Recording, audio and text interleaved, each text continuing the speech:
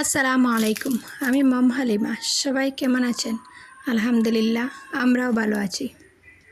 কালকে গিয়েছিলাম আমার বাগ্নির ছেলেকে দেখতে, মানে আমাদের নাতিকে দেখতে, শিলচর হসপিটালে।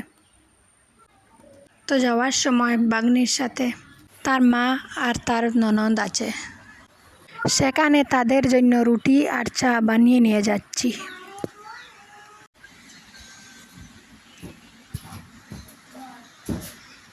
ঘর থেকে বেরোতে বেরোতে প্রায় 8টা বেজে গিয়েছিল। তো আমরা সবাই মিলে যাচ্ছি, আমি আর আমার ননদ, শাশুড়ি মা, আমার হাজব্যান্ড, ননদের ছেলে মেয়ে আর আমার মেয়ে। রেডি টেডি হয়ে সবাই মিলে এখন বের হয়ে গেলাম। এখন পাম্পে ঢুকে তেল ভরে নিচ্ছেন। অনেকটা পথ যাব, তো তাই আগে গাড়িতে তেল ভরে নিচ্ছেন। রাত্রিবেলা যাওয়ার কারণে একটা সুবিধা হয়েছে, দিনের এই রোদ আর গরম থেকে বেঁচে গিয়েছি। যাওয়ার সময় খুবই বাতাস হচ্ছিল। গাড়ির গ্লাসটা খোলা রেখে যাচ্ছিলাম, কারণ এসি থেকে বাইরের বাতাসটা আরও বেশি লাগছিল। কথা বলতে বলতে অনেকটা পথ এসে গেছি।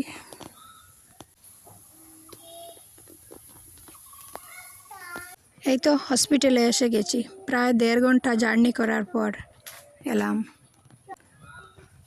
এখন লিফটে উঠে চলে যাব 3 তলায়।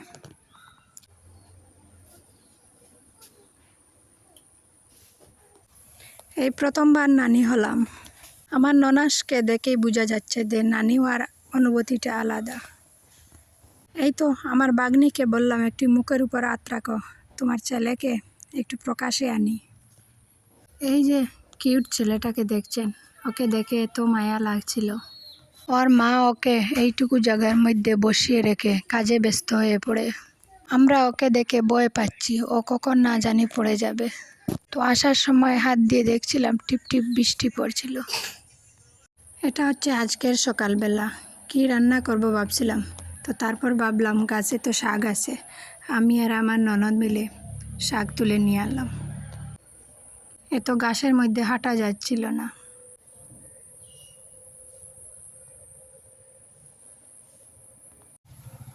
তো দেখলাম খুবই সুন্দর রোদ উঠেছে, কাপড়গুলা ধুয়ে দেব। যাওয়ার সময় আলমারি থেকে ভাঁজ করা কাপড়গুলা পরে যেতে খুবই ভালো লাগে, কিন্তু আসার পর যাদের বাড়িতে টিউবওয়েল আসে তারাই বুঝবে পানি মেরে ধুইতে কত কষ্ট হয়। তো কি আর করার, ধুইতে তো হবে। একে একে করে ধুয়ে নিচ্ছি। আমার বয়সটা হয়তো এক এক সময় এক এক রকম লাগতে পারে, কারণ আমার ঘরে তো একটা ছোট বাচ্চা আছে। তাকে নিয়ে যখন পারছি তখন বয়সটা দিয়ে দিচ্ছি।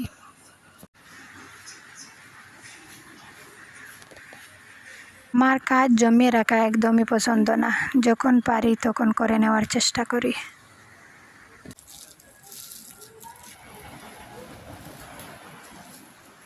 কাপড় ধোয়া শেষ, এখন বাহিরে একটা রশিতে টাঙিয়ে দিব কাপড়গুলা।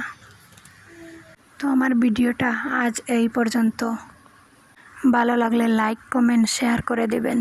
আর আমার ভিডিও যদি নতুন দেখে থাকেন তাহলে সাবস্ক্রাইব করে পাশে থাকার অনুরোধ রইল। আল্লাহ হাফিজ। আসসালামু আলাইকুম।